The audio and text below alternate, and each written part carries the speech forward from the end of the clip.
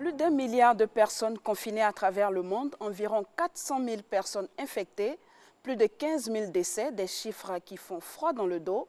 Mais ce qui fait encore plus peur, c'est la vitesse de propagation. Aucun continent n'est épargné par le virus à la couronne ou encore le coronavirus.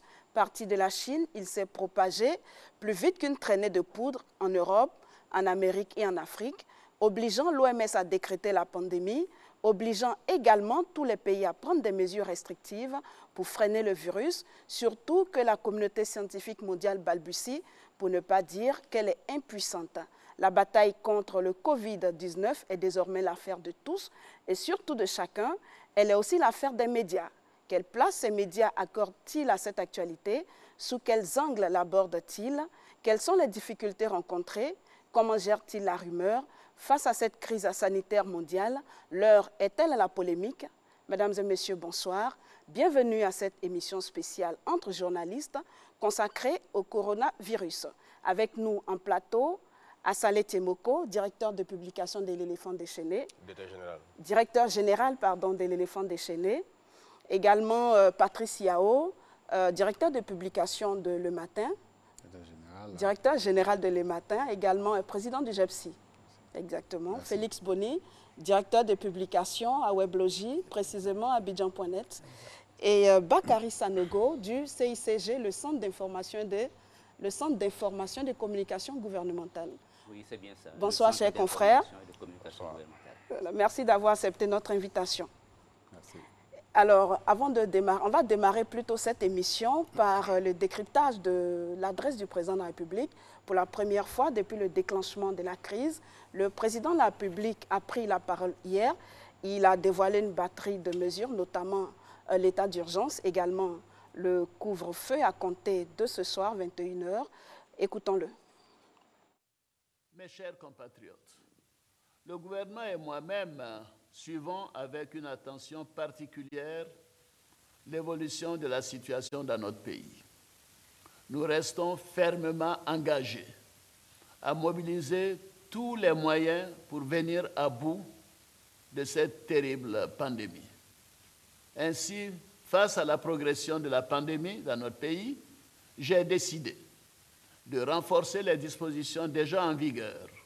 C'est pourquoi je déclare l'état d'urgence sur toute l'étendue du territoire national, conformément à la loi numéro 59-231 du 7 novembre 1959. Des mesures additionnelles seront prises pour renforcer le dispositif de prévention mis en place par le Conseil national de sécurité. Toutes ces dispositions ont fait l'objet d'un décret que je viens de signer aujourd'hui même. Il s'agit, premièrement, la fermeture de tous les maquis et restaurants à compter de ce lundi 23 mars 2020 à minuit, après celle des bars, des boîtes de nuit, des cinémas et des lieux de spectacle. Deuxièmement, l'instauration d'un couvre-feu de 21 h à 5 h du matin à compter du mardi 24 mars.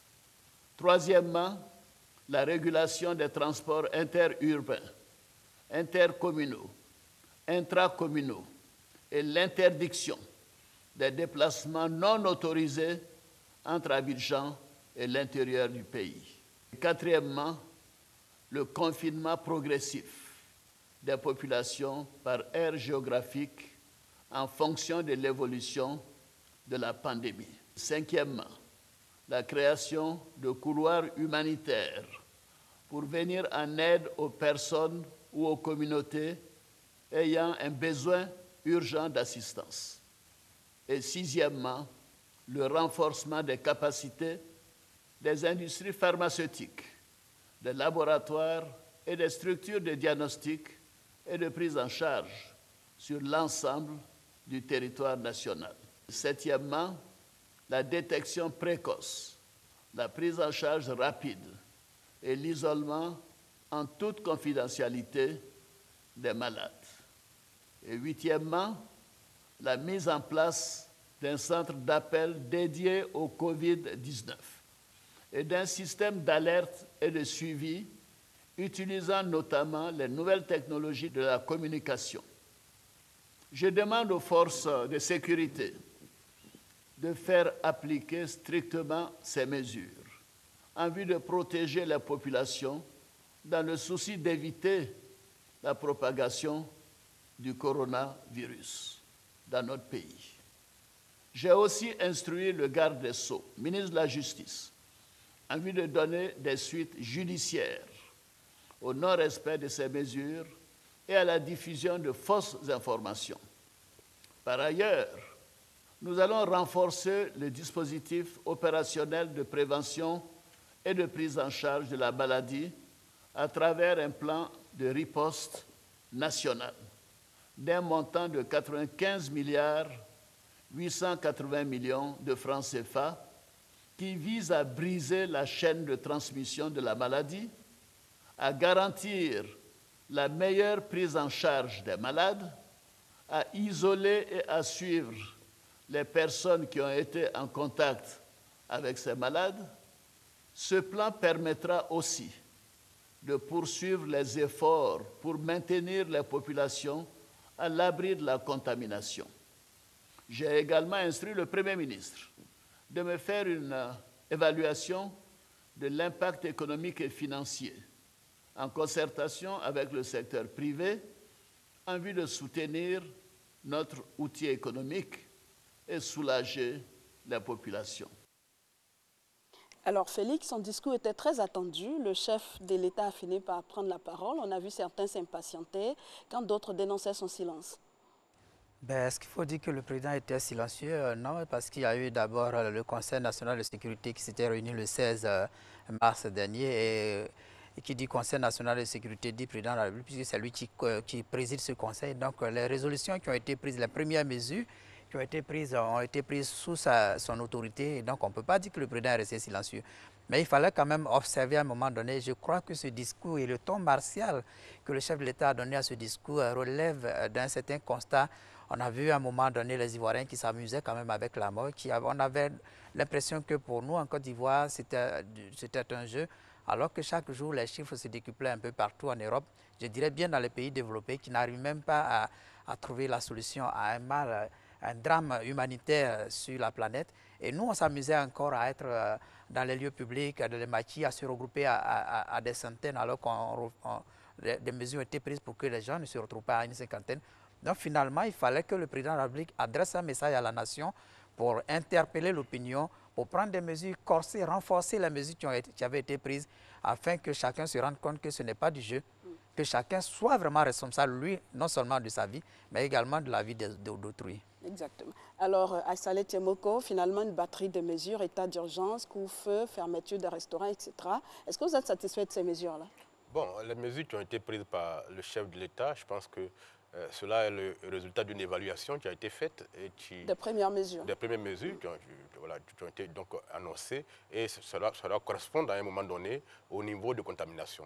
Au moment où le chef de l'État parlait, nous étions, je crois, à moins de 30 cas. Et là, aujourd'hui, nous sommes à pratiquement 73 cas.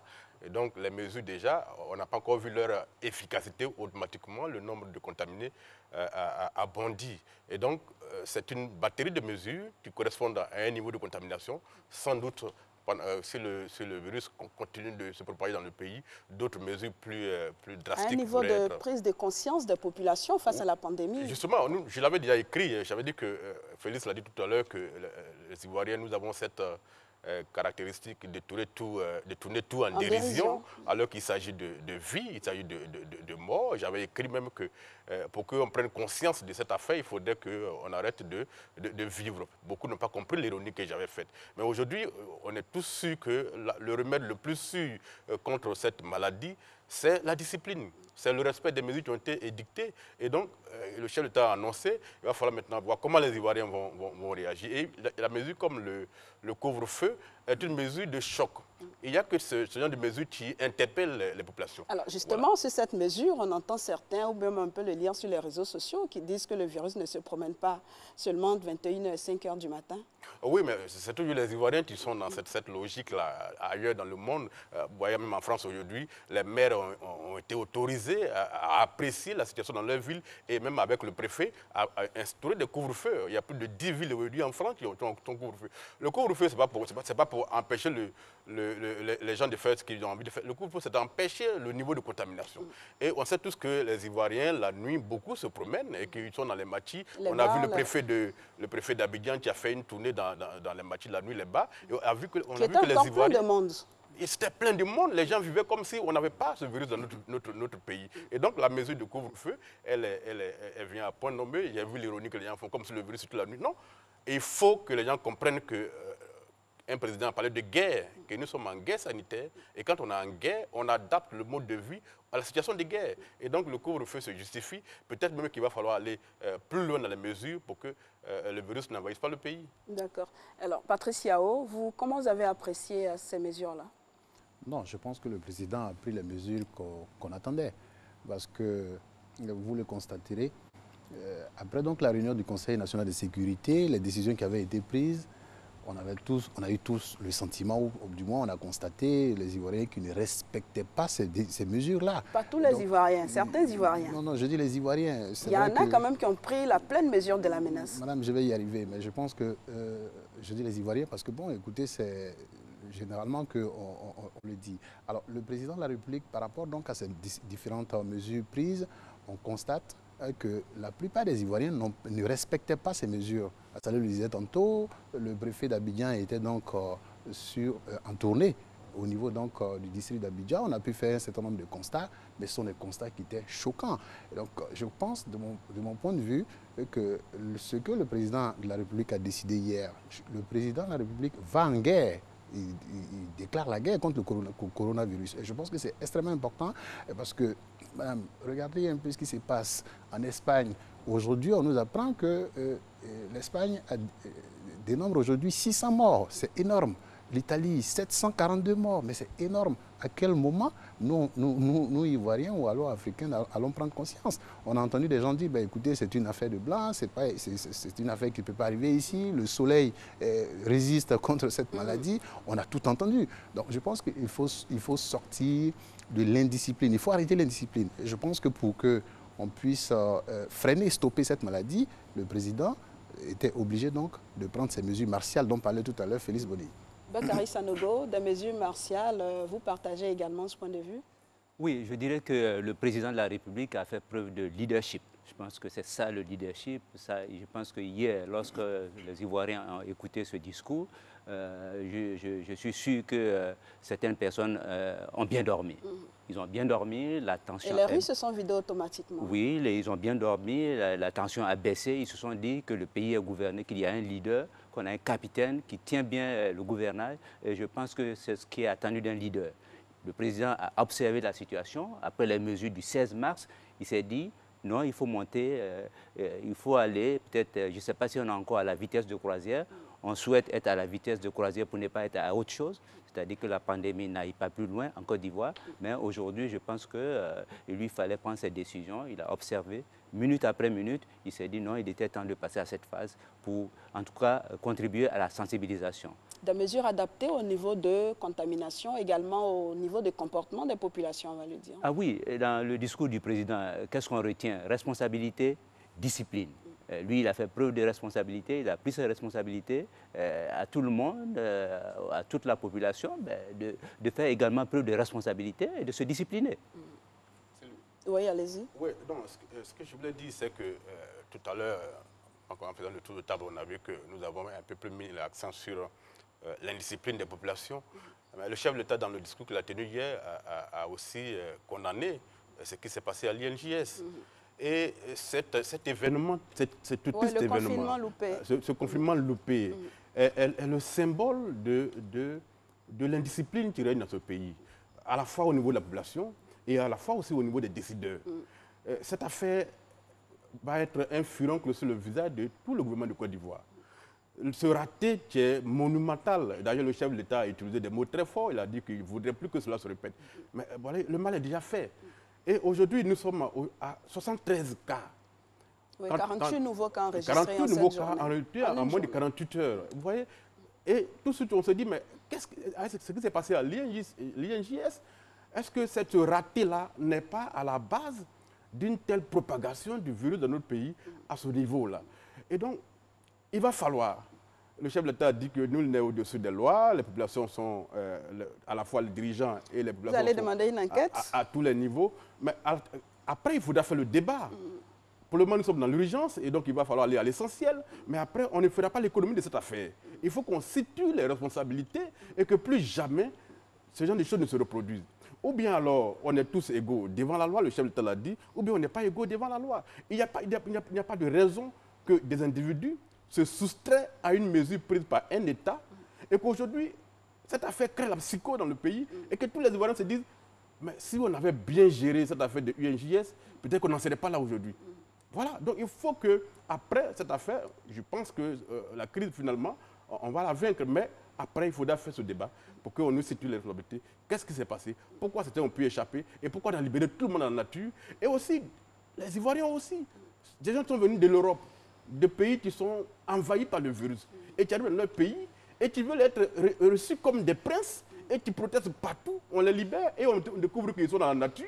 Il y en a qui prennent leur voiture, ils vont dans leur village, ils vont à Paris, pardon, à Boaké, ils vont à San Pedro, alors qu'ils savent qu'ils n'ont pas été autoconfinés, ils n'ont pas été confinés.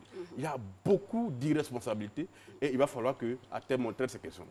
On vous a entendu, on vous a compris également. Oui, oui, moi je dirais que c'est vrai, il y a eu l'épisode de l'INJS, le président de la République, en disant ce qu'il a dit.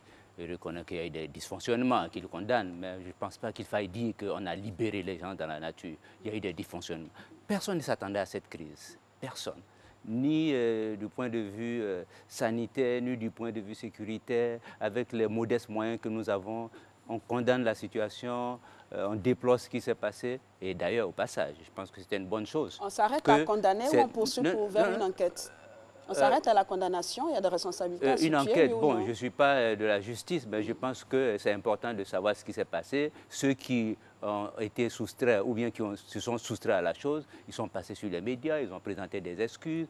Peut-être qu'ils n'avaient pas encore imaginé l'ampleur de la chose. Encore une fois, la question de la sensibilisation, du rôle des médias, je pense qu'à partir du discours du président de la République, à partir de ce que nous savons aujourd'hui de cette crise, plus personne n'est prêt à s'amuser avec cette crise. Donc les gens ont pensé que c'était de la plaisanterie. Et aujourd'hui, ceux qui ont fait cela, je pense qu'ils sont les premiers à le regretter.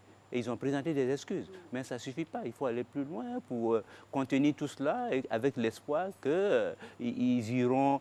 Bon, et puis de toute façon, ce n'étaient pas des gens qui étaient contaminés. Non, on n'a pas dit cela.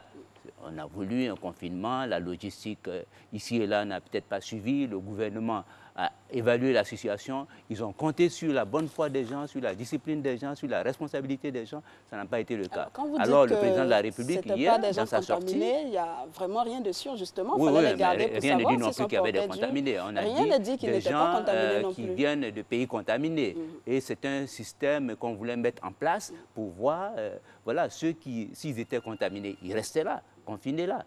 Bon, mais on ne dira pas que tous ces voyageurs étaient contaminés. Voilà, bon, il y avait des risques de contamination, bien sûr. Oui, c'est des risques graves quand même. Voilà, des risques graves. Mais il ne faut pas dire qu'ils étaient contaminés parce que si on ne donne pas la bonne information, tout cela participe de la psychose. La situation est grave, mais il ne faut pas faire peur aux Ivoiriens. Il faut expliquer les choses. Il faut donner les informations correctes. Je pense que c'est le sens de cette émission. Justement, ne pas faire peur aux Ivoiriens. Et je pense que c'est cela qui situe le niveau de responsabilité de ceux qui éventuellement ont causé cet incident de l'INJS, parce que parmi ces personnes, il y a quand même des icônes qui auraient pu quand même... Aujourd'hui, ces icônes ne peuvent pas lancer un message pour dire aux Ivoiriens, écoutez, c'est quelque chose de dangereux, parce que les gens vont réagir autrement. Je pense que... on peut effectivement dire que peut-être il n'y a pas de contaminés parmi eux, mais ils viennent déjà d'un pays qui est en train de se débattre pour en sortir. Et donc, a priori, ce sont des suspects. A priori, on a des soupçons de contaminés parmi eux. Ils auraient pu carrément se soumettre à la discipline de leur pays. Et quand on est une icône, il faut parfois donner le bon exemple. Et je crois qu'ils se sont excusés, c'est bien, mais je pense que à la décharge des indisciplinés, ceux qui, à un moment donné, ont failli échapper aux différentes mesures, il y a ces personnes qui ont donné le mauvais exemple. Et ça, je pense que peut-être, il aurait été intéressant qu'il y ait peut-être une sanction prévue. Malheureusement, comme c'est une situation qui n'était pas déjà prévisible, il n'y a pas de sanction prévue. Sinon, ces personnes auraient pu être sanctionnées de façon exemplaire, de sorte que cela puisse servir d'exemple à quiconque. Et le chef de l'État a été bien clair, nul n'est au-dessus de la loi et nous sommes égaux devant la loi, devant la maladie. Qui aujourd'hui, si tout le monde, chacun savait un jour la couleur de la mort, je crois que personne n'aurait arboré cette couleur. Aujourd'hui, il y a quelque chose qui est en train de se passer quelque part. Si quelqu'un vient de l'Europe, il n'y a pas mieux que ces personnes pour savoir la gravité de ce qui est en train de se passer. Parce qu'au moment où ces personnes posaient cet acte, je pense qu'en Côte d'Ivoire, on avait on avait un seul cas. Avec un seul cas. Et donc, vous quittez un pays où il y a des centaines de cas, vous rentrez dans votre pays où il n'y a qu'un seul cas, vous devez être les plus disciplinés, vous soumettre à cette discipline. Aujourd'hui, c'est 73 cas qu'on enregistre présentement. Je dirais qu'ils sont aussi responsables de ces 73 cas parce qu'ils sont aussi responsables de l'indiscipline qui a prévalu après leur acte à l'INJS. Parce que cet acte aura été l'un des incidents majeurs qui a contribué à multiplier l'inconscience dans la société parce qu'en les regardant, on se dit, si eux, ils le font, nous aussi, nous tous, on peut se libérer. Mais cela n'excuse aucunement l'irresponsabilité de ceux qui les ont suivis parce qu'il est question de sa propre vie. Ce n'est pas parce que quelqu'un a posé un acte de cette gravité-là que moi, je vais me libérer pour dire, oh, la mort, je peux me livrer à la mort, je vais à la mort, à la rencontre de la mort. Non. Il y a Chacun doit être responsable. Il y a la responsabilité individuelle. Il ne faudrait pas regarder ce que les autres ont fait pour dire, comme ils ont fait, moi aussi je peux m'amuser. Non. Il y va de la responsabilité de chacun. Mais en plus, que chacun sache que de sa responsabilité, également, découle également sa responsabilité vis-à-vis des autres. Vous pouvez prendre la maladie, ne pas en mourir, et votre enfant que vous aurez contaminé peut en mourir. Et c'est ce jour-là que vous verrez le niveau d'irresponsabilité que vous avez eu. Patrice Yao, votre regard sur l'épisode de l'INJS? Je pense que sur cet épisode, la situation est grave. Et quelqu'un disait tout à l'heure sur le plateau, écoutez, aucun gouvernement n'a été préparé vraiment à cette crise. Donc, les hésitations qu'il y a eu, on peut comprendre, mais on ne peut pas tolérer. Et je crois que le président de la République a été très ferme là-dessus hier en le disant. Moi, je pense que après, il faudrait que, si nous arrivons à vaincre cette maladie, j'espère qu'on le fera assez rapidement, il faut qu'il y ait un après-coronavirus. Parce qu'il faut en tirer toutes les conséquences, les leçons de tous ces comportements et puis essayer de voir comment est-ce qu'on les corrige. Et je pense que c'est cela le plus important parce qu'en ce moment, je suis parfaitement d'accord, il y a une urgence. Et je crois que l'urgence, c'est de regarder comment est-ce que nous allons parvenir, en tout cas, à freiner, stopper cette maladie. Alors justement, à ce sujet, le président de la République, lors de son adresse hier, a appelé toutes les composantes de la société à se mobiliser autour de cette maladie qui fait des ravages. Nous sommes à 73 cas. Comme vous l'avez dit, on va écouter encore le chef de l'État. Chères sœurs, chers frères, dans cette lutte que nous menons contre la propagation du Covid-19, notre principal ennemi sera l'indiscipline et le non-respect des consignes de prévention. Oui, le manque de discipline nous met en danger et met en danger les autres. Je voudrais à cet égard condamner les actes d'indiscipline et les cas d'exception qui ont perturbé le démarrage des opérations de mise en quarantaine à l'INJS, des ressortissants ivoiriens et des résidents permanents non ivoiriens à leur entrée sur le territoire national. Je voudrais réaffirmer que nous sommes tous égaux devant la loi et devant la maladie. Par conséquent, je n'accepterai pas que cela se reproduise à nouveau. J'exhorte toutes les forces vives de la nation, les chefs traditionnels, les guides religieux, les leaders politiques, les élus, les artistes, les sportifs, les professionnels des médias et tous les autres membres de la société civile à se joindre au gouvernement pour l'information et la sensibilisation de nos populations.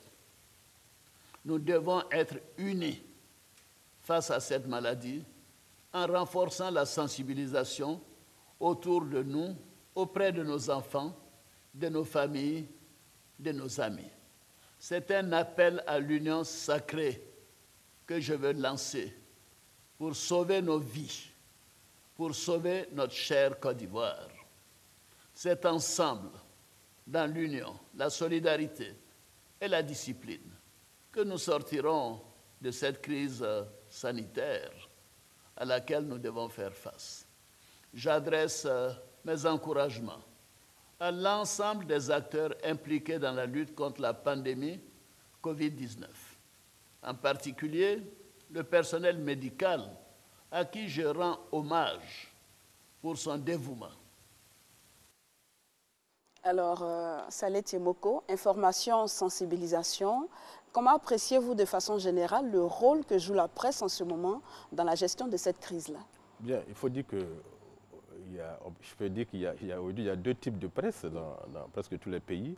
Il y a la presse traditionnelle, les journaux qui paraissent tous les jours en quotidien comme en hebdomadaire, comme vous voulez, et qui sont strictement soumis à une régulation à travers l'ANP, et donc qui contrôle ce que nous publions.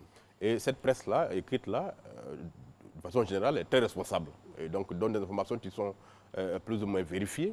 Et puis à côté de cette presse, vous avez une presse en ligne. Félix est là, qui travaille pour... oui, il nous donnera son exemple tout à l'heure. Abidjan.net, qui, contrairement aux autres, fait un travail professionnel. Et donc, à côté de ça, vous avez des médias en ligne qui sont dirigés par des individus. Vous savez, on est à peu près 500 journalistes professionnels en Côte d'Ivoire. Et aujourd'hui, en Côte d'Ivoire, vous avez 15 millions de journalistes sur les réseaux sociaux. Et qui sont Chaque là, Ivoirien est journaliste. Ben, chacun est un journaliste qui prend un bout d'information, la démultiplie, la gonfle et la balance sur les réseaux sociaux.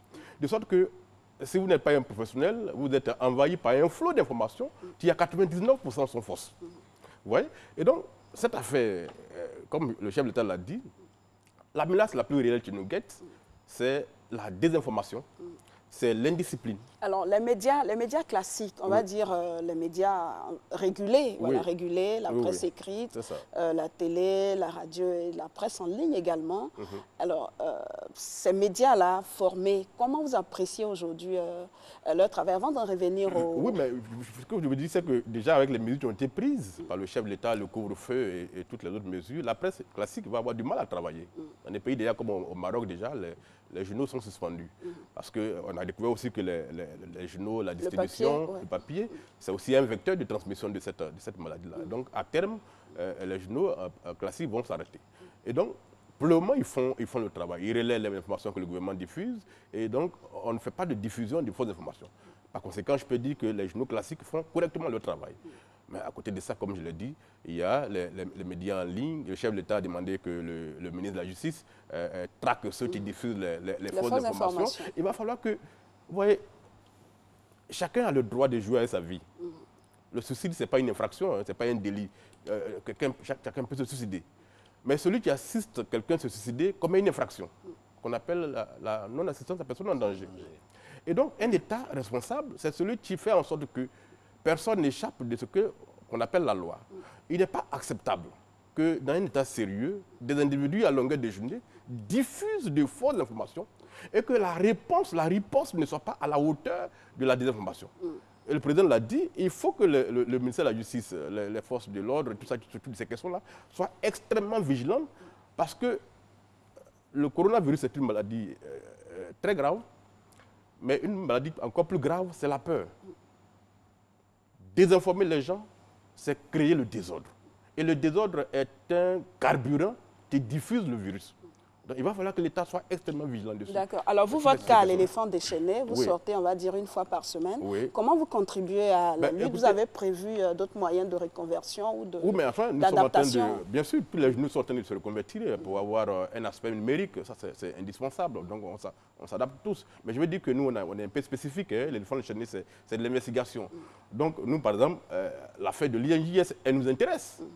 Nous sommes en train d'investiguer dessus pour pouvoir sortir quelque chose que les gens sachent. Donc, nous ne faisons pas du factuel. Il y a déjà des premiers éléments? Ah oui, on sait un peu ce qui s'est passé, mais on n'en parlera pas ici. Je veux dire que nous travaillons pas sur le factuel. Le chef de l'État a dit que 95 milliards sont mobilisés pour organiser la riposte. On va voir comment ça va être utilisé, parce que les hôpitaux pour le moment, n'ont pas beaucoup de moyens. Et là, il faut le dire, il faut saluer le travail, le courage de nos médecins, de nos infirmiers, de nos aides-soignants, des personnels de santé. Parce que c'est surtout ces personnes-là qu'il faut qu'on protège. Parce que si on a des malades que le personnel de santé est démobilisé et démoralisé, en ce moment-là, on est tous en danger. Et donc, nous, on enquête pour savoir les ressources qui sont mobilisées. Est-ce que ça va là où ça doit partir? Est-ce que les masques qu'on doit commander sont vraiment commandés? Tout ça, c'est ce que nous faisons. Donc, nous ne faisons pas de factuel, donc nous ne suivons pas le flot d'informations chaque jour. Nous paraissons une fois par semaine. Donc, on prend le temps de vérifier ce qui se passe avant de publier. D'accord. Alors, à Weblogie, on va dire à Abidjan.net, vous êtes sur le numérique avec une présence sur les différents types de canaux. Sous quel angle vous abordez la crise?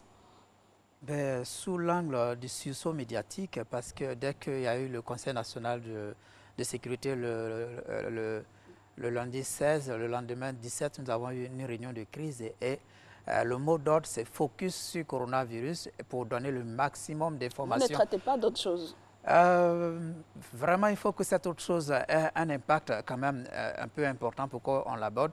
Mais on est à 98% focus sur le coronavirus, 24 heures sur 24. Et nous sommes à l'écoute de tout ce qui se passe dans le monde, mais également en particulier en Afrique et singulièrement en Côte d'Ivoire, pour donner le maximum d'informations aux Ivoiriens. Et moi, en tant que directeur de publication, je fais le tour de tous les points focaux, là où on peut avoir des informations sur... monsieur le directeur de la communication du CICG sur ce plateau, il sait bien que j'ai pris contact avec lui pour ne pas que nous rations une seule information. Mais j'ai à déplorer quand même qu'à certains niveaux de pôle de diffusion de l'information, il y a de la rétention d'informations. Aujourd'hui, le président de la République a donné des instructions au ministre de la Justice pour traquer les fake news. Mais pour ne pas que les fake news prospèrent, il faut anticiper sur les fake news. Il faut donner la bonne information à l'avance parce que les fake news, ça prolifère sur les réseaux sociaux. Et une information lancée sur les réseaux sociaux n'appartient plus à personne. Ça court, ça se démultiplie au même titre que le coronavirus. Il ne faudra pas laisser les fake news prospérer.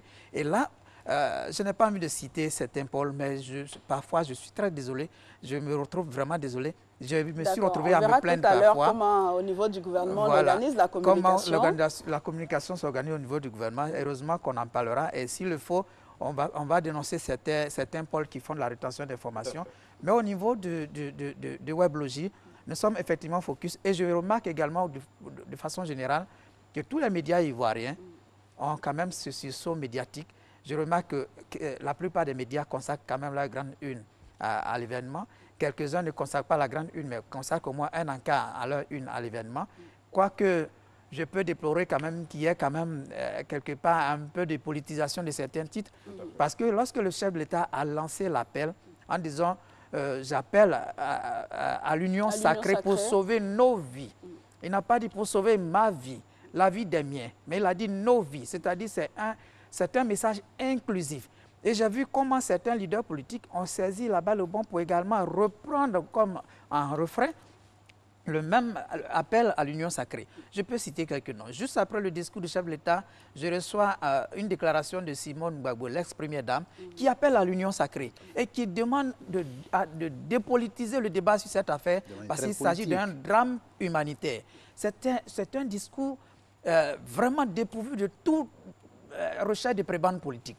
Je note encore un discours d'un autre leader politique, Anaki Kobena, qui fait des propositions par rapport au sujet pour dire qu'il faudra qu'on anticipe pour que ce genre de choses, quand ça arrive en Afrique, on sache comment est-ce qu'on pourra avoir la résilience nécessaire pour faire face à ces situations.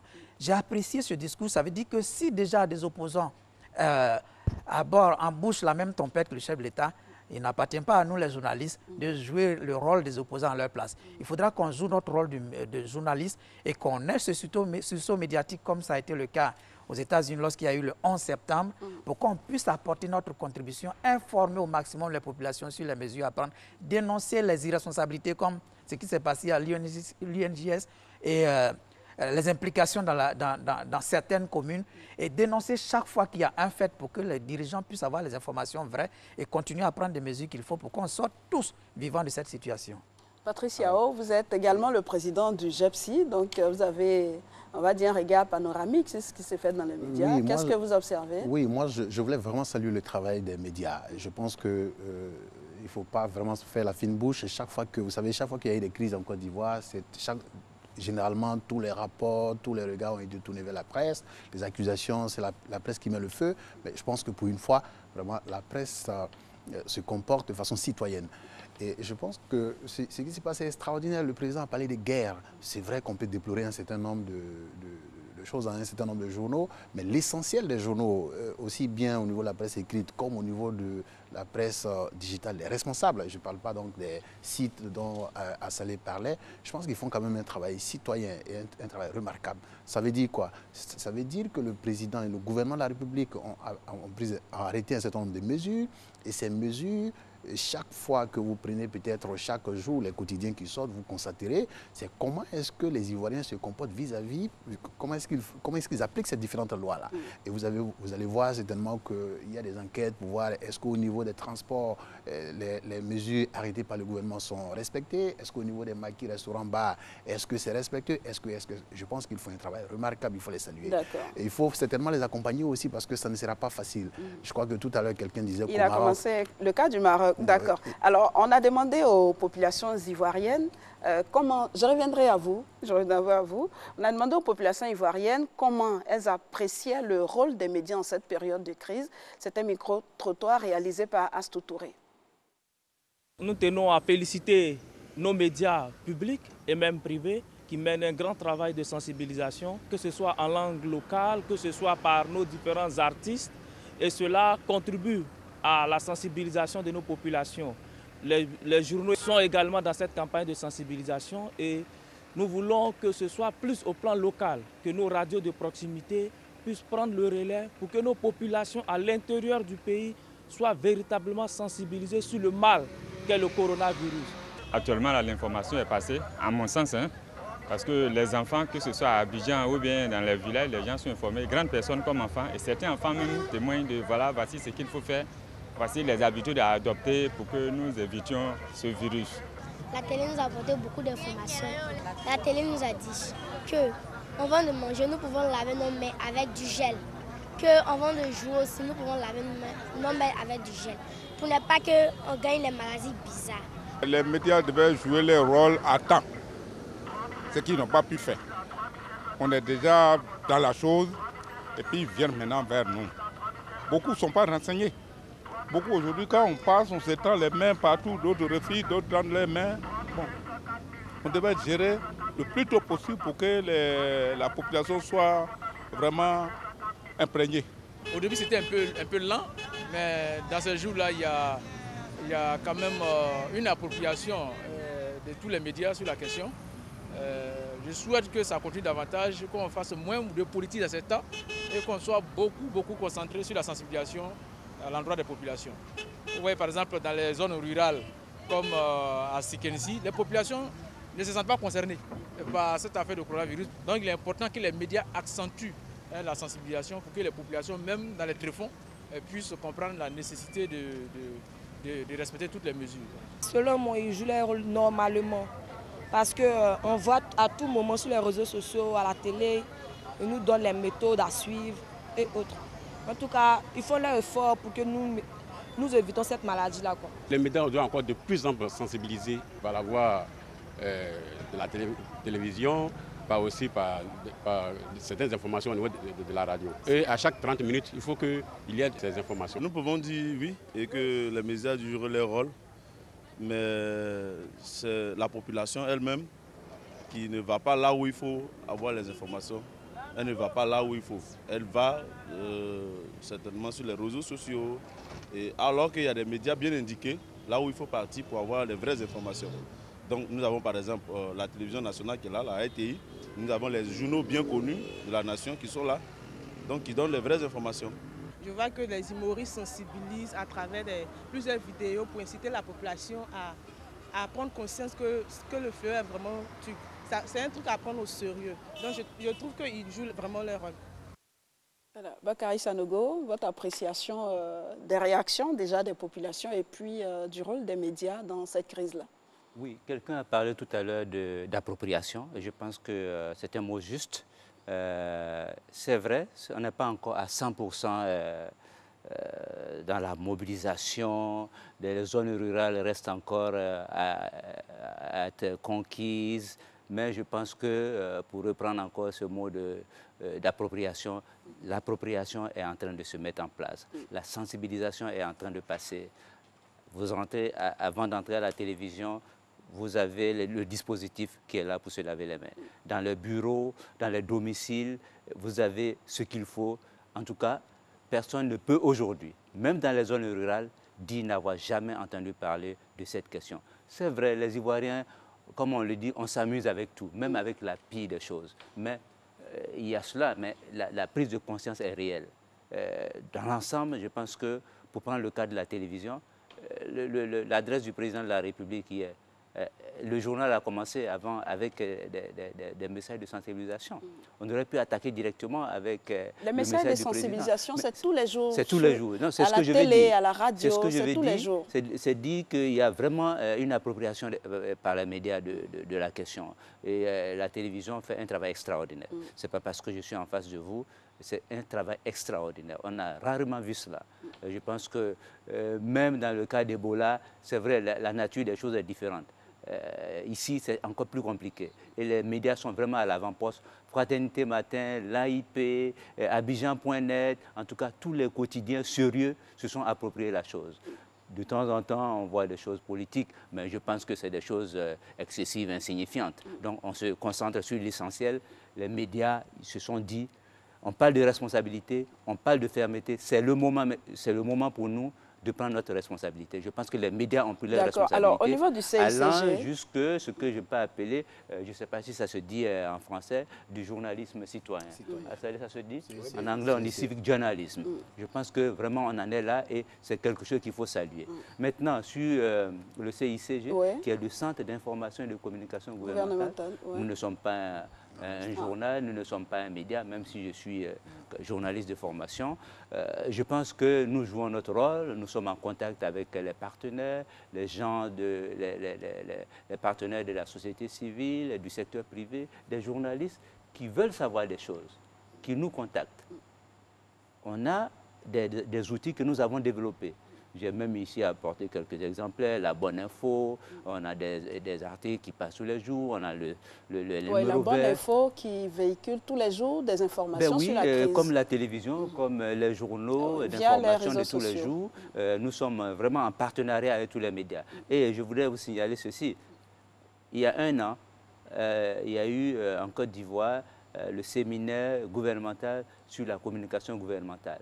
Il est sorti de ce séminaire il y a un an, c'était en février 2018, des directives, des recommandations sous la conduite du Premier ministre. Et on a mis en place, à l'époque, un comité de communication de crise. Et dès que la crise s'est déclarée, alors, c'est quoi le rôle de ce comité-là? Parce qu'on a entendu des journalistes dire qu'ils avaient des problèmes pour accéder à l'information. Qu'est-ce que vous faites? Quels sont vos rapports avec les médias? Oui, je pense qu'on a de bons rapports. Pour ceux, en tout cas, qui veulent l'information juste et non ceux qui veulent faire des analyses politiques.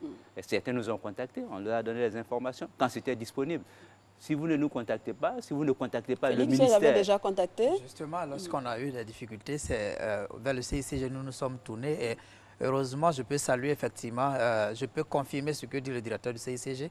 C'est grâce au CICG qu'on a quand même plus ou moins des informations relatives à l'évolution de cette crise. Oui, parce et que je si continue, on devait... Patrice, je continue pour dire qu'il n'y a pas que les médias nationaux, il y a les médias internationaux qui nous contactent. Si vous voulez la bonne information, si vous voulez, ce n'est pas sur les plateformes d'individus qui circulent des vidéos, qui circulent la mort du premier cas, on a vu ça, qui à la limite... Évidemment, les journalistes, les experts en journalisme que vous êtes là, ce n'est pas du traitement de l'information. Il n'y a pas de source, il n'y a pas de collecte, il n'y a pas de traitement. Et je pense que le public ne doit pas aller vers ces sources-là.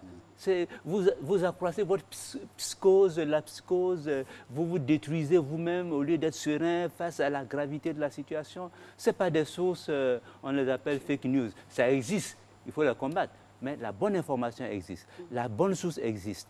Si vous n'êtes pas satisfait avec ce que vous avez sur le site du CICG, avec les sources du gouvernement, et que vous êtes vraiment animé de bonnes intentions, de faire du bon travail, vous pouvez aller sur le site du ministère ou bien sur le site de l'OMS.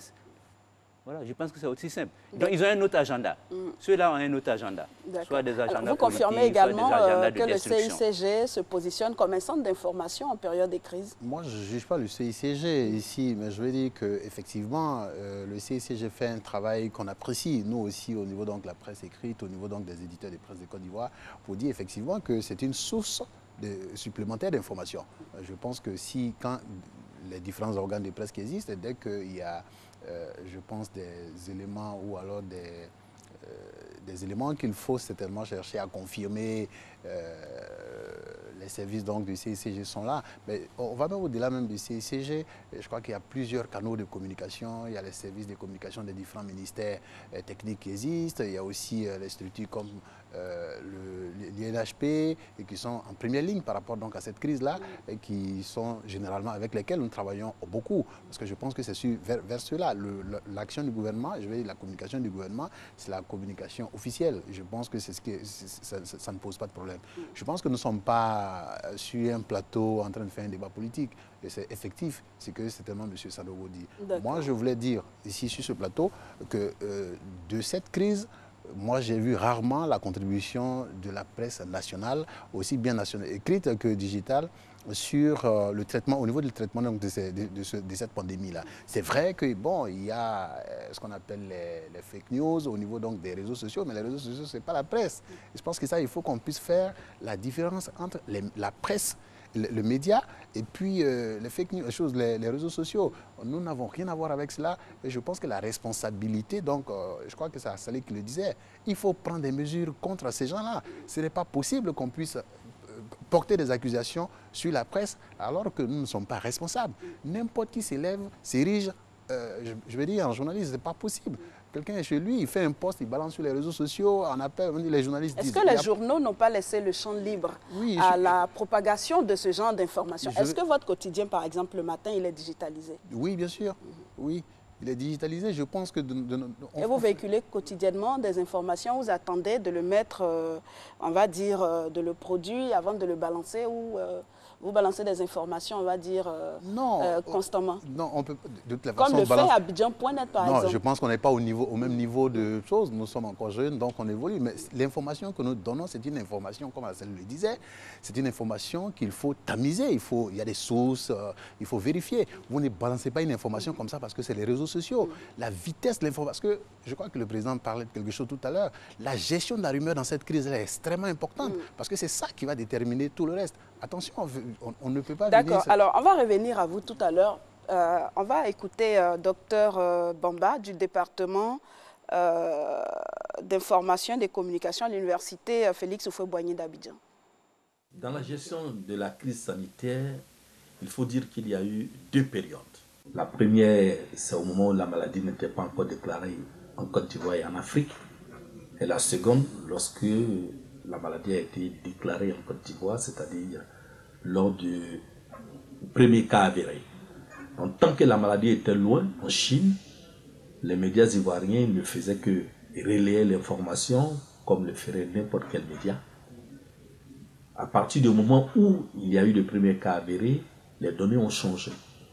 Mais ce qui a apparu, c'est la même bipolarisation des médias ivoiriens qui sont fortement politisés en ceux qui soutiennent le régime et en ceux qui sont dans l'opposition dans le traitement de l'information. Mais ce que je voudrais dire, c'est que il faut quand même reconnaître quelque chose à certains médias ivoiriens, notamment ceux dits de l'opposition, qui ont interpellé les pouvoirs publics quant à la tenue du Massa, qui déjà appelait à un regroupement de personnes, et cela n'était pas de bon augure. Contrairement en France, où on avait le salon de l'agriculture qui avait été suspendu pour cause de rassemblement de personnes.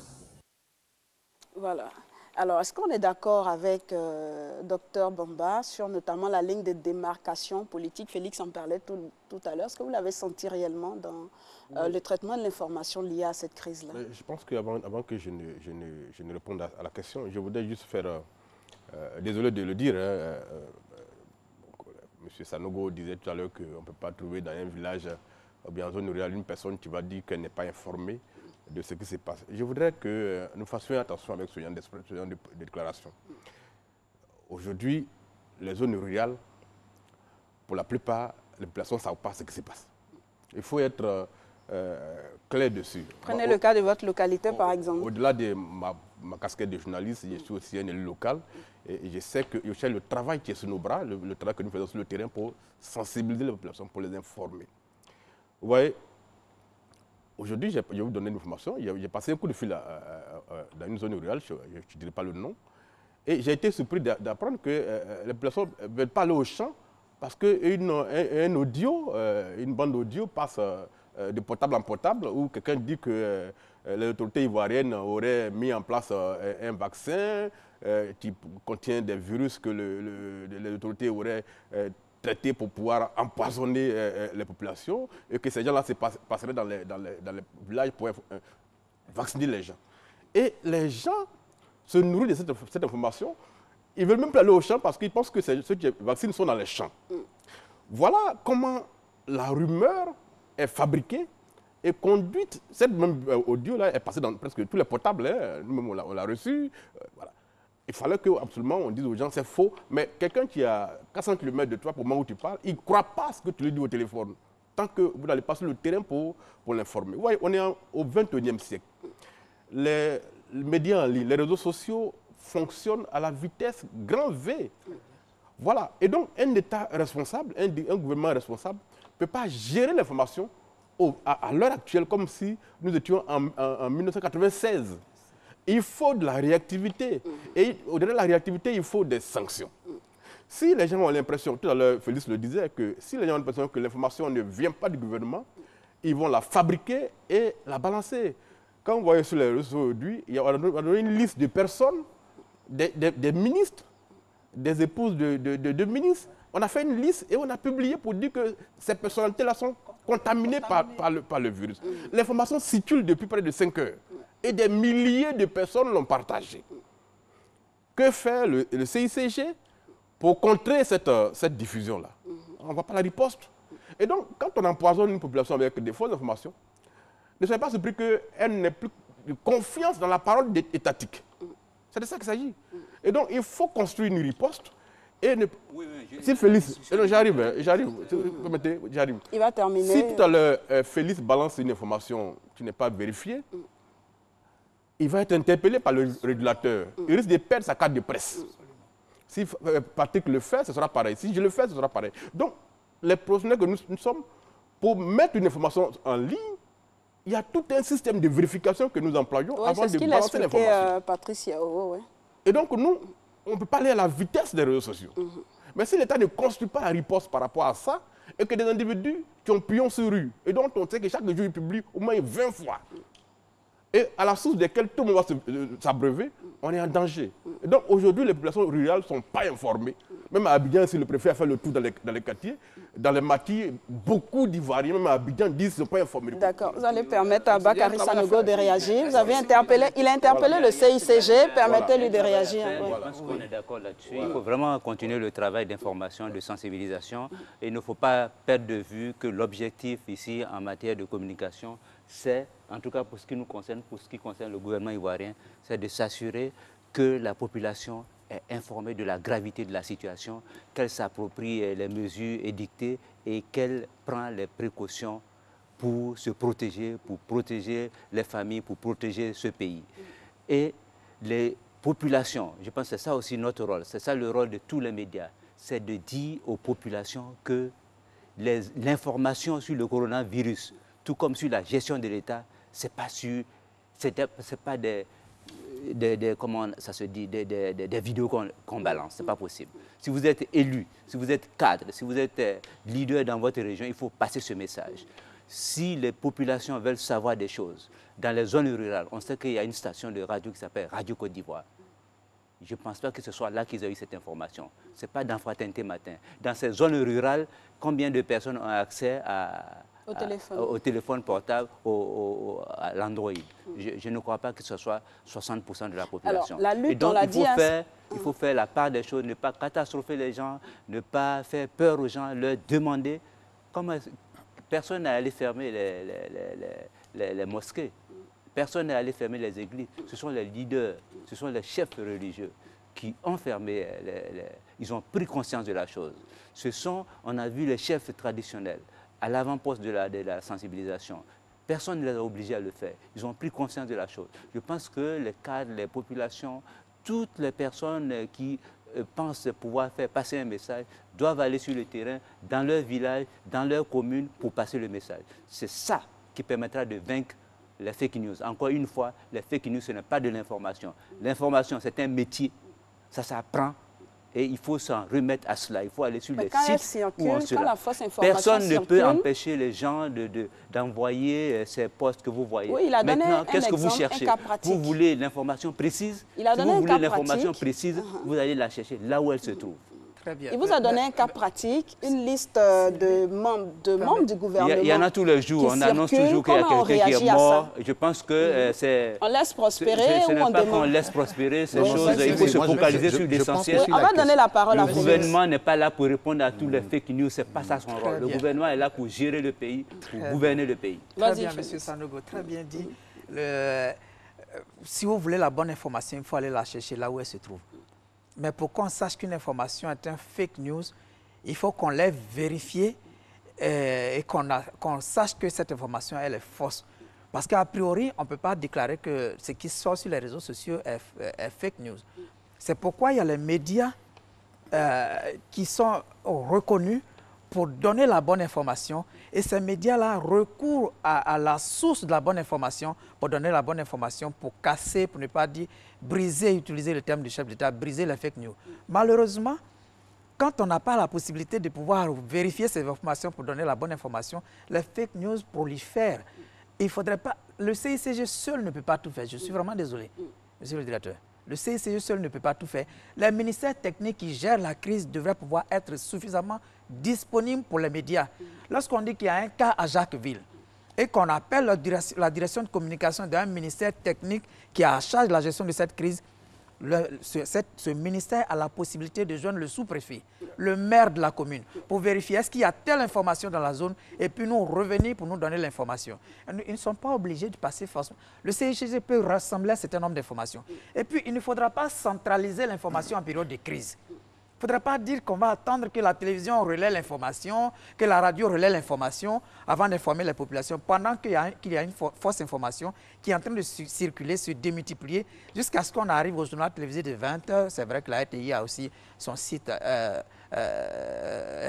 en ligne, mais jusqu'à ce qu'on arrive au journal télévisé de 20h, on a en Côte d'Ivoire 24 millions d'habitants, on a plus de 34 millions d'abonnés sur les téléphones. Ça veut dire qu'on a même plus presque le double de téléphones en Côte d'Ivoire. L'information se démultiplie très rapidement. Donc c'est pourquoi il faudra que les ministères techniques, je ne citerai personne ici, ils se connaissent. Il n'y a pas que les ministères techniques, même l'INHP doit communiquer. Il ne faudrait pas rester enfermé, centralisé. Nous allons venir sur le plateau de 20h à la télévision pour donner l'information.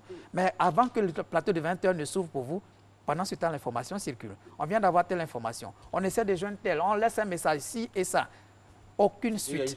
Pourtant, tout le monde vous parle d'Abidjan.net ici. Oui, mais beaucoup d'Ivoiriens, même à l'étranger, comme en Côte d'Ivoire, se disent si l'information est sortie sur Abidjan.net ou là, c'est que l'information est juste ou vérifiée.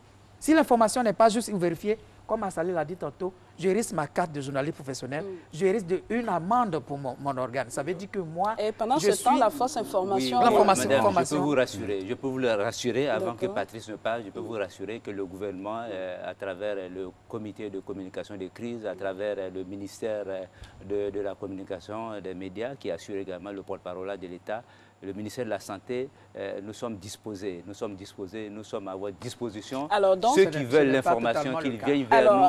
On ne peut pas tout faire. Le ministère technique, si Bakary Sanogo, si Félix Boni d'Abidjan.net appelle un ministère technique pour une information, et qui n'a pas l'information, est-ce qu'il peut se rabattre sur le CICG? Oui, pourquoi pas. Et puis il y a les numéros verts, nous sommes là à leur disposition. Félix, on a de bons rapports de coopération. Voilà, ceux qui nous appellent, on travaille avec eux, mais ceux qui ont un autre agenda, qui veulent autre chose, ben, voilà, Voilà, Pour je nous sais qui que ce n'est pas toujours... aussi, il faudra que allez-y, Patrice Yao, allez-y. Et puis, une information, lorsque vous appelez tout de suite, peut-être l'information n'est pas disponible à la minute, mais ayez la patience. Il faut qu'on vérifie. De 12h à 20h pour avoir l'information sur le journal. Non, moi, ce que je voulais dire... Oui, allez-y. On prendra les dispositions pour que tout se passe. Ce que je voulais dire, je pense que c'est une situation qui est grave. C'est une situation qui est grave, comme le disait au départ. Aucun gouvernement ne s'est préparé à cela. On a vu dans les premières heures de cette crise le président américain qui a balbutié et qui est revenu rapidement, et qui a dû comprendre que, attention, il faut faire attention et il faut essayer de réagir.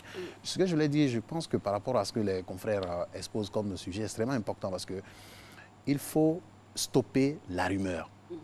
Parce que s'il n'y a pas de rumeur, si on ne stoppe pas la rumeur devient information. Et c'est là le problème.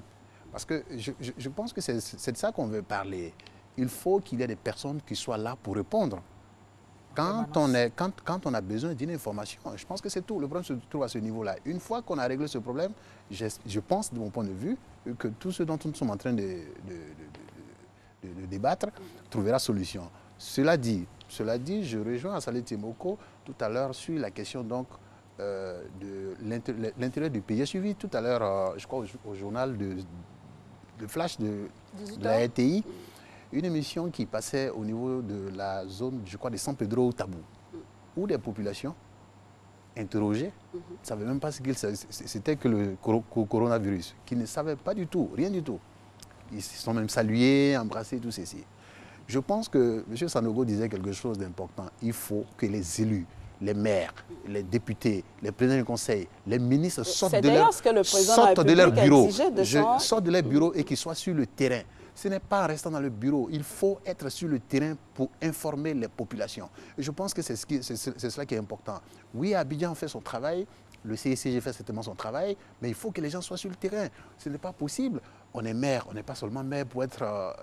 je pense que c'est dans cette période-là qu'on a besoin des élus. Donc il faut que chacun à sa place puisse faire son travail. Nous, la presse, quand ce n'est pas bon, on nous accuse, mais il faut que, je pense, quand on a besoin en tout cas des élus, il faut qu'ils fassent le travail. Assalé Tiemoko, qui est là, a pris une décision il n'y a pas quelque temps, a été traîné partout pour dire, ben, écoutez, il a pris des mesures impopulaires chez lui à Tiassalé. Mais aujourd'hui, je pense qu'il faut avoir de l'anticipation dans un certain nombre de choses. Et je pense que moi, je voulais le saluer. Je suis surpris que chez Assalé, qui est un grand communicateur, les gens ne soient pas informés de l'existence du coronavirus. Et là, je dirais amicalement que c'est très grave de savoir. Ça suffit pas. C'est vrai que chez vous, les populations ne sont pas informées? Non, pas du tout. Il ne faut pas confondre la commune, qui est un territoire bien défini, et tout le département. Voilà, c'est totalement différent. Alors, quel dispositif vous mettez en place localement pour donner l'information aux populations dans les zones les plus reculées? Je partage ce que Félix a dit. Il faut qu'il y ait de la réactivité. Quand le Premier ministre de Côte d'Ivoire fait un communiqué pour dire qu'il s'est mis en autoconfinement, parce qu'il aurait été en contact avec quelqu'un qui a été confirmé après son contrôle. C'est un communiqué officiel que le chef du Premier ministre a fait. Et qu'une heure plus tard, une liste sort de personnalités dont on dit qu'elles auraient été toutes contaminées et donc sera confirmée. Une liste sortie d'où? Ça est sur les réseaux sociaux. Ce n'est pas un secret. Tout le monde l'a vu. Le CICG, je me demande quelle est sa veille. Quelle est la veille que le CICG fait? Au journal de 20h, quelqu'un du CICG, qui s'occupe de la communication gouvernementale, devrait être sur le plateau pour dire aux Ivoiriens, parce que quand on prend les grands médias internationaux, il y a toujours quelqu'un qui vient chaque jour et qui est là, qui dit, ça c'est une vraie information, celle-là elle est fausse, celle-là elle est bonne. Tous les grands médias, je ne citerai pas des médias ici, mais tous les jours on regarde ça. Donc quand on sort une telle liste, et que vous voyez les partages, il y a au moins 10 000 partages. Et on dit que ces autorités-là, on ne les entend pas parce qu'elles sont malades. Il faut que le gouvernement, via sa structure, CICG, vienne sur le plateau de 20h pour dire telle information a été donnée, voilà la vraie information officielle, celle qui a été faite par le Premier ministre lui-même. En revanche, tout le reste, c'est du faux. Mais s'il n'y a pas de riposte, le citoyen, lui, il prend ça, il considère que toutes les autorités sont contaminées. Et ça, c'est extrêmement dangereux. Il faut combattre ça. C'est ce que je voulais préciser. Maintenant, pour les élus locaux. Les élus locaux jouent leur rôle. En tout cas, moi, dans ma cité, je joue mon rôle. Il n'y a même pas encore 3 semaines, on a pris une décision de fermer un site de prostitution où des populations viennent de partout pour se prostituer. On n'a même pas le coronavirus dans notre ville, dans notre pays ici. Mais nous, on a anticipé. Quand la maladie, on était même à 2 cas, 3 cas seulement, quand nous, on a dit, on ferme tous les machis. C'est hier que le chef de l'État a annoncé la fermeture des machis. Mais nous, depuis près, on a fermé les machis. Les marchés ouverts, il y a des jours précis où le marché est ouvert à tous ceux qui viennent de l'extérieur. Ça, depuis, on l'a fermé. C'est interdit, ça. Donc, il y a de l'anticipation. Il y a un travail que les élus font sur le terrain. Mais vous voyez, Patrice appelle les élus à réagir. Mais vous avez une stratification des élus. Il y a les élus du parti au pouvoir et puis il y a les élus de l'opposition. Oui, la maladie n'est pas une personne. Mais justement, dans la réaction, les gens fonctionnent comme ça. Or, le chef de l'État a appelé à l'union. Vous voyez, notre devise, c'est union, discipline, travail.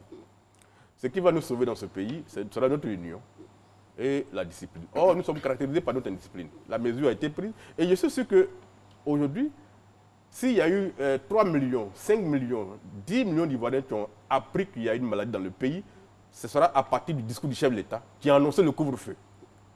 C'est ça qui frappe tout le monde. Et qui va pousser, même dans les villages, les gens à s'interroger, mais qu'est-ce qui se passe à Abidjan? Pourquoi il y a couvre-feu? On dit non, il y a une maladie. Voilà ce qui va sauver tout le monde. Sinon, au-delà de ça, avant ça, il n'y avait pas vraiment d'informations qui passaient. Mais les prises de parole, il faut que le CICG joue son rôle. Oui, le CICG, c'est bien, c'est vrai, on va jouer notre rôle, on va renforcer notre rôle. Mais la prise de parole du président de la République, ça participe de la communication gouvernementale. Je l'ai dit tout à l'heure, il a assuré son leadership, il a pris ses responsabilités. Les maires, M. Assalé, vous-même, la télévision a pris ses responsabilités, les leaders religieux ont pris leurs responsabilités. Je pense que la gravité de la situation est établie. Je pense qu'il y a appropriation, il faut renforcer cette communication. Mais comme vous l'avez dit, il faut combattre la rumeur. Quelle stratégie pour combattre la rumeur? La rumeur prospère toujours en temps de crise. La rumeur fonctionne lorsque il vous a posé une question de façon insidieuse. Oui. Quel système de veille au niveau du CICG avez-vous mis en place pour contrôler tout ça? Le système de veille est assuré à travers les outils que nous avons, à travers le 101. On remonte les informations, on en tient compte, on passe à l'autorité, on répond. Bien même avant le coronavirus, j'ai les éléments ici, on assure la veille. Bon, mais encore une fois, la rumeur, lorsque vous avez pas de 15 000 journalistes.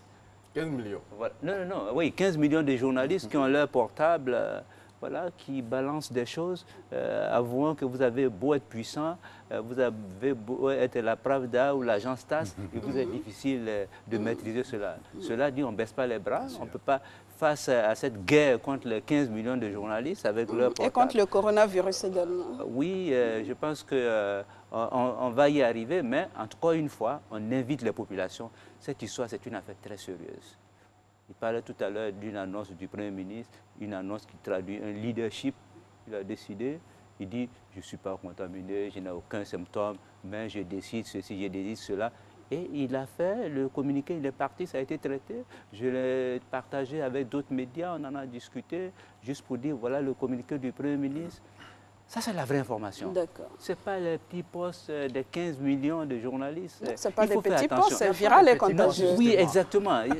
Notre responsabilité est grande, votre responsabilité est grande. La responsabilité des médias, puisque c'est de ça qu'il s'agit ce soir, elle est grande. Il faut renforcer le partenariat. Nous sommes à votre disposition. Il y a une coordination qui se met en place, qui se consolide, parce que là, il ne doit pas avoir d'agenda caché. Ce n'est pas de la plaisanterie. Le président l'a dit, on ne peut pas dire mieux que le président Ouattara. D'accord. Félix, justement, moi, je suis on aborde à présent les solutions pour une meilleure collaboration, Absolument. pour une meilleure prise en charge, on va dire, informationnelle de la situation par les médias. Si vous suivez bien le plan d'attaque, le plan de riposte nationale, en dehors de l'aspect sanitaire, c'est-à-dire l'implication des médecins qu'il faut soutenir, encourager et saluer l'acte quotidien, les risques qu'ils prennent pour qu'on sorte de cette situation, il y a le deuxième pan, c'est-à-dire l'autre pan essentiel, c'est la communication, c'est l'information, c'est la sensibilisation. Et dans le discours du chef de l'État, à 4 niveaux, il a répété la communication et il a appelé les médias à se joindre à cette union sacrée. Mais lorsque le président insiste sur ces différents aspects, cela aussi implique une collaboration franche avec les médias. Moi, je suis acteur de médias sur ce plateau. Je pense que je suis parfois frustré de savoir que des personnes rusent aussi avec cette pandémie parce qu'elles refusent de donner l'information ou bien elles font de la rétention d'informations, elles centralisent l'information, elles ne collaborent pas franchement. C'est-à-dire c'est frustrant de savoir que telle personne occupe tel poste de communication, responsable de communication à un ministère, à un niveau bien précis, qui ne peut même pas répondre à un SMS, à un appel, a fortiori à un SMS. Mais ayez au moins l'amabilité, la courtoisie de répondre à un SMS. Je suis directeur de publication. C'est-à-dire quand en tant que directeur de publication, je viens vérifier une information, ça veut dire que si j'arrive à ce niveau-là, sinon tout le monde peut vérifier l'information, ça veut dire que si j'arrive à ce niveau, il y a quelque chose de suffisamment grave. Mais quand vous n'avez pas cette information de 12 h jusqu'à 20 h et que la personne se retrouve maintenant, je regrette de le dire, sur le plateau de télévision pour pouvoir venir dire oui, c'est faux ou c'est vrai, j'aurais pu jouer mon rôle. J'aurais pu jouer déjà mon rôle en tant qu'Abidjan.net, jouer mon rôle déjà peut-être à 13 h, 14 h, contribuer à casser les fake news. Patrick le disait tantôt, stoppons les rumeurs. Mais comment stopper les rumeurs si on n'a pas une collaboration franche entre ceux qui ont l'information et ceux qui doivent diffuser? Il est à présent disponible pour donner toutes les informations aux médias, c'est ce qu'il a dit. Le CICG, je le dis, n'est pas la seule source gouvernementale. Oui, il propose comme relais entre les médias et les directions techniques, les ministères techniques. Dans chaque ministère, il y a un poste de direction de communication, il y a un budget qu'on prend pour payer des personnes qui sont habilitées à parler, à relayer l'information. Le CICG est une structure qui coordonne toutes ces activités-là. Mais parfois, quand on est dans l'urgence, une information, quand on est en train d'éteindre le feu, on ne va pas aller appeler sa maman pour demander quelle eau on doit prendre pour éteindre le feu. Dans l'immédiat, il faut pouvoir donner rapidement l'information pour éteindre le feu. Je pense que dans cette situation, nous sommes dans une urgence. Toutes les rumeurs participent de l'amplification de l'indiscipline. Et comme on l'a dit, notre premier ennemi, c'est la discipline. Donc l'indiscipline, il faut la combattre en stoppant rapidement les rumeurs. Pour stopper rapidement les rumeurs, il ne faudrait pas que le CICG aille appeler, demander pour revenir, tout ça, centraliser tout au CICG pour que nous puissions avoir l'information. Il faut aller vite parce que, comme je le dis, chez nous, on a un slogan, une information qui échappe même à la seconde. Et on en a l'expérience. À la seconde information qui échappe, en 2 minutes, c'est parti. Ça, elle ne nous appartient plus. Même si on veut la supprimer, il y a des gens qui ont ça et qui continuent de l'amplifier. Donc, une information qui échappe sur les réseaux sociaux, pour moi qui suis sur les réseaux sociaux, je sais ce que cela représente. Ça me brûle. D'accord, on vous a compris. On vous a compris, ça vous brûle effectivement. On va vous donner la parole à Patrice Yao. L'Union Sacrée, je reviendrai à vous. Le directeur, M. Sanogo, sait combien de fois nous l'avons appelé. Patrice Yao, l'Union Sacrée, à quel prix pour les médias? Non, je pense que déjà, il faut saluer le travail qui est fait par les médias. Moi, je l'ai dit tout à l'heure, aussi bien la presse écrite que la presse en ligne. C'est remarquable ce qui se passe. Il y a du travail qui est fait. On peut encore faire mieux, on va faire mieux. On demande aussi que par rapport donc, à tous ces sacrifices qui est en train d'être fait par les médias, certainement qu'il va y avoir... je pense que le président, tout à l'heure dans son message, on a réécouté, demandé que le Premier ministre lui fasse un point par rapport aux entreprises et que bon... Il faudrait qu'il tienne compte des médias, c'est ce que j'attends. Allez-y très clairement sur ce point. Non, ça va être un plaidoyer, on l'a dit déjà une fois à la faveur de la présentation de vœux, on le répète encore ici devant, donc en prenant les Ivoiriens à témoin pour demander qu'à la faveur donc, de cette crise, les médias travaillent dans des conditions extrêmement difficiles. Je voulais rappeler que pour déjà le couvre-feu, il y a des mesures exceptionnelles. Nous avons des équipes de nuit qui travaillent, qui ont besoin de se déplacer, mobiliser. Donc c'est extrêmement difficile. Et déjà en accord avec le ministère de la Communication, nous travaillons pour obtenir donc, des autorisations, faciliter la circulation donc, de nos travailleurs et faire en sorte que nous puissions accompagner le gouvernement. Et pour gérer, je pense que pour essayer de stopper la rumeur, nous pensons que la collaboration qu'on va avoir avec le gouvernement, le ministère de la Communication, le CICG, elle nous paraît extrêmement importante. Et donc, il faut qu'on puisse être là où il faut. Et c'est pour cela que je pense d'ici demain, après-demain, par rapport aux autorisations que nous demandons, si nous les obtenons par rapport à la situation nouvelle qui nous impose, déjà, Salou le disait, qu'au Maroc, il faut continuer d'informer, mais si nous ne continuons pas, si on stoppe, écoutez, la rumeur va prendre le pas sur l'information et ça va être difficile de gérer. Donc je pense que vous envisagez le télétravail au niveau de vos équipes? Nous attendons beaucoup du gouvernement parce que, vous savez, moi je suis président du GEPSI, la situation des entreprises et presse est déjà trop difficile, Je pense que ce que nous demandons, c'est un rôle citoyen que nous faisons parce que c'est une crise qui est extrêmement difficile à gérer. On le disait, personne n'était préparé à cela, aucun gouvernement n'était non plus aussi préparé à cela. Et donc, la presse fait ce qu'elle peut ici en Côte d'Ivoire. Elle le fait de façon remarquable. Moi, je pense qu'au niveau donc, de cette crise-là, il faut déjà saluer, aussi bien j'ai parlé de la presse, mais l'ensemble des Ivoiriens. Il faut le dire honnêtement. Je crois que c'est Félix Bonin qui le disait. Il y a l'ancienne première dame qui a fait un message aujourd'hui. Je pense qu'il faut prendre cela au bon et il faut essayer donc de passer en boucle et en relais l'information qu'elle donne. Les hommes religieux, les politiques, il y a les élus, il y a certains élus qui font un travail remarquable. Alors, vous parliez des conditions de travail des journalistes en cette période. Qu'est-ce qu'il faut concrètement pour que les journalistes puissent faire véritablement leur travail, puissent contribuer à la lutte? Vous avez parlé de, on va dire, de sensibilisation également. Vous avez évoqué la question non, du la sensibilisation. Il y a forcément d'autres conditions à réunir pour que les journalistes puissent... Oui, bien sûr. Je pense qu'il y a dans la batterie donc, de mesures que le président a arrêtées, les entreprises vont être certainement, ça va impacter les entreprises parce qu'en temps normal, les chiffres de vente sont salés, je parle sous le contrôle de la Salée. Écoutez, les chiffres de vente, on les connaît, les chiffres de vente sont en deçà de ce qu'on attendait. Ce n'est pas en cette période-là, même s'il y a un besoin d'information, mais écoutez, les gens font beaucoup plus de la titrologie que de l'achat des journaux. Donc ça, c'est extrêmement important.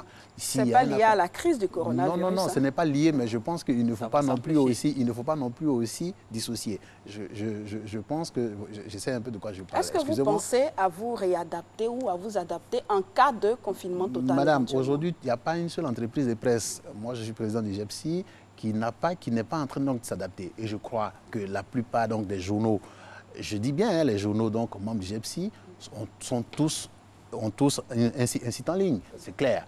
Voilà, et donc je pense que par rapport à cela, support papier et support digital... Si vous restez en ligne, que vous ne venez pas sur les réseaux sociaux, ça sera compliqué. Je vous propose, on va aller écouter encore Dr Bamba de l'université de Cocody. Il nous explique le rôle que devaient jouer les journalistes en cette période de crise-là. On a des médias qui relaient l'information gouvernementale sur les pouvoirs publics quant aux mesures prises, au moment où d'autres, au lieu de cette union sacrée dont on a besoin en pareilles circonstances, dans la mesure où on est dans un cas de pandémie, on constate ici vraiment que les journaux sont en deux blocs opposés. Voilà, ceux qui parlent des mesures et ceux qui sont toujours à la recherche du petit point qui ferait la différence avec les autres. C'est bien, lorsqu'on est dans un cadre d'opinion, d'échange d'opinion, cela ne poserait pas problème. Mais ici, c'est un cas de santé publique, c'est une crise sanitaire qui n'est même pas nationale, elle est internationale, elle est mondiale. Le rôle de la presse est le rôle, disons, premier de toute presse, informer et dans le cas présent, sensibiliser. Il y a une véritable éducation aux médias qui ne concerne pas seulement à critiquer pour critiquer, dans la mesure où il faut faire prendre conscience à la population de la dangerosité de la maladie et en même temps la sensibiliser pour que cette population-là puisse en tout cas tenir compte des différentes mesures pour pouvoir se prémunir de la maladie pour ne pas que cela devienne des cas totalement incontrôlables. Saleh Tchemoko. Bien, je pense que il faut qu'on soit tous responsables, objectifs. L'OMS a dit que les pays africains devraient se préparer au pire. On a vu les réactions que cette déclaration a suscité. Mais c'est ça le pragmatisme. Nos États ne sont pas prêts à gérer ce genre de pandémie. On voit dans les États développés, que ce soit la Chine, que ce soit l'Italie, que ce soit la France, l'Allemagne, on voit avec quelles difficultés ces États-là s'organisent pour lutter contre cette maladie. Et donc, nous n'avons pas le millième de leurs moyens.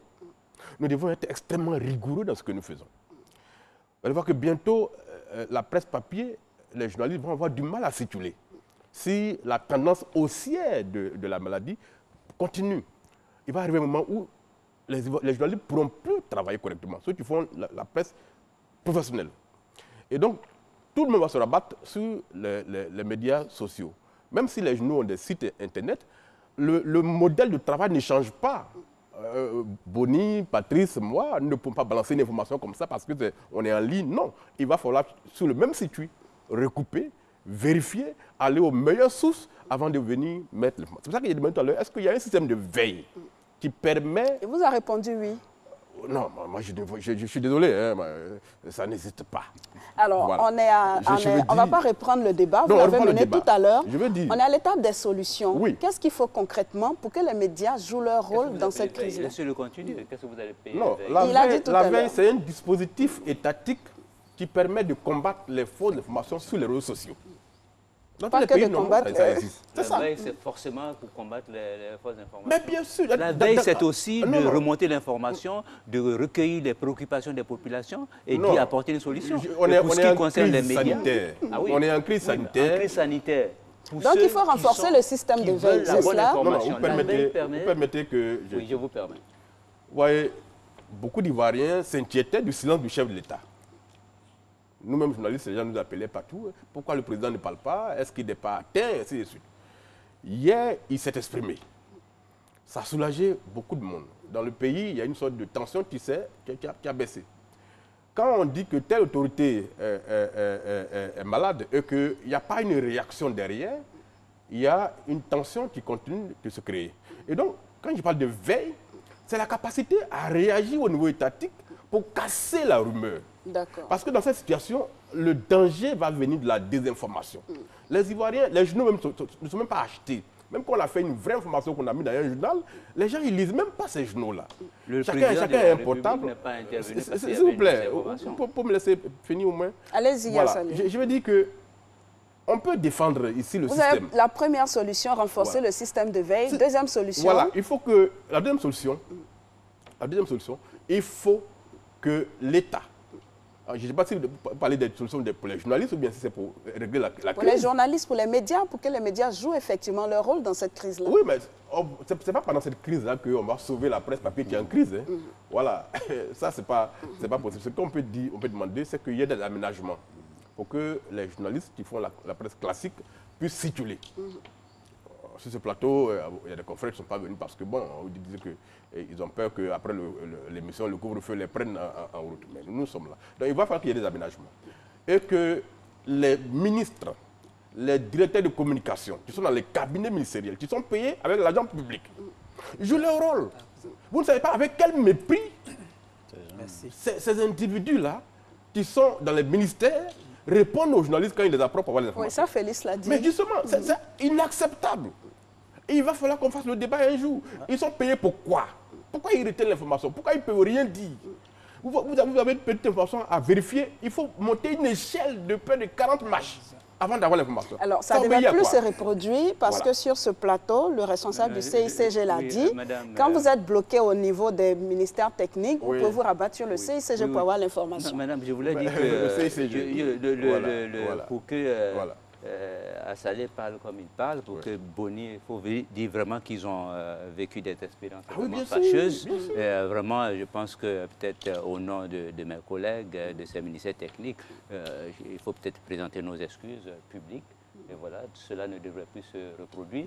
Mais je pense que pour l'intelligence du débat, l'enjeu ici, c'est comment les médias devraient se comporter dans la gestion de cette crise. C'est de ça qu'il s'agit. Le CICG, les dispositions... Pour être plus efficace. Oui, pour être plus efficace, c'est ce que il a compris. Oui, au niveau du CICG... Et donc, en termes de communication, en termes de tout ce qui doit être fait pour que les journalistes puissent travailler, je pense que ces dispositions sont prises, il y a une bonne collaboration. C'est ce qui permet aujourd'hui d'avoir ces médias qui se sont appropriés. Parce qu'ils collaborent avec le gouvernement, ils amplifient les messages de sensibilisation du gouvernement, ils le font très bien. Je pense que le partenariat est bien engagé, il devrait se renforcer malgré les difficultés de parcours qu'il y a eu. Comme je l'ai dit, si vous parlez comme vous parlez, c'est que vraiment il y a eu quelques difficultés. Et je pense que nous avons bien compris, on a pris bonne note, cela ne devrait plus se reproduire. Ces structures sont là. Peut-être que bon, tout le monde au départ est un peu... voilà, mais ce n'est pas une raison pour ne pas se mettre à votre disposition. Alors, qu'est-ce que vous attendez d'autre au niveau du CICG? Vous pilotez la communication gouvernementale, vous avez dit, vous allez renforcer le système de veille. Il y a un comité qui est mis en place. Qu'est-ce que vous attendez d'autre des journalistes? Non, je pense que, écoutez, les journalistes, je pense que c'est des professionnels. Ils savent ce qu'il faut faire. Ils ont été dans des écoles de journalisme ou bien ils ont appris le journalisme. Ils savent ce que c'est que la vraie information. Alors, le travail est déjà satisfaisant. Ils font le travail, je pense qu'il est satisfaisant. Il est satisfaisant, mais comme il y a encore des zones rurales qui ne sont pas, notamment chez Assalé, je pense qu'il faut renforcer la communication dans ces zones rurales. Mais Assalé, avec les radios locales? Oui, avec les radios. Mais il faut dire d'ailleurs que nous avons, vous, la télévision aussi, vous avez développé des programmes en langue nationale. Je crois qu'il y a le ministère de la Santé a développé des programmes de sensibilisation en environ une dizaine de langues nationales qui sont diffusées. Et je pense que les maires qui ont des radios rurales, les radios de proximité, nous devons les utiliser à fond. Nous devons vraiment mettre les informations à la disposition des populations, même dans les zones les plus reculées. Cela dit, il y a un bon travail qui se fait, il faut renforcer dans la responsabilité, dans la discipline. Allez-y. Alors, comme la communication, l'information, c'est le second pilier pour lutter efficacement contre cette pandémie, je pense qu'il faut effectivement renforcer la collaboration avec les médias. Merci au directeur du CICG qui nous le promet. J'espère que ceux qui nous ont écoutés également, qui ont entendu nos frustrations, vont davantage se mettre à notre disposition pour qu'on puisse ensemble mener notre mission. Vous parlez des directions de communication. Bien sûr, pour qu'ensemble on puisse jouer notre rôle citoyen, parce que c'est un rôle citoyen que nous jouons, c'est pour nous tous, ce n'est pas pour eux, c'est pour toute notre population. Nous, par exemple, qui avons des flashs que nous faisons régulièrement à tout instant, c'est une possibilité, un grand moyen pour vraiment stopper les rumeurs. Et je souhaite que tous ces directeurs de communication profitent de ces plateformes, de ces possibilités qu'on leur offre. Je propose également qu'éventuellement, dans l'évaluation que le chef de l'État a demandé de faire, que cette évaluation se fasse le plus rapidement, qu'il y ait quand même un appui aux médias, parce qu'il y aura suffisamment de manque à gagner. Et cet appui ne se limite pas seulement aux médias au niveau d'Abidjan, mais qu'on l'étende à toutes les radios de proximité. Je dirais même qu'il faudrait penser à une réquisition de toutes ces radios de proximité, de sorte qu'il y ait des messages relais sur toutes ces radios qui sont beaucoup écoutées dans les régions rurales, de sorte que toute la population, alors là, tous les 24 millions d'habitants en Côte d'Ivoire, soient informés des mesures prises et de l'évolution progressive de cette maladie, peut-être progressive de la disparition progressive de cette pandémie sur notre territoire. Un dernier mot, Patricia. Oui, rapidement, protéger les populations en 20 secondes, j'espère que je pourrais exprimer ce que je voulais dire. Protéger les populations contre le coronavirus, je pense que c'est l'affaire de tout le monde.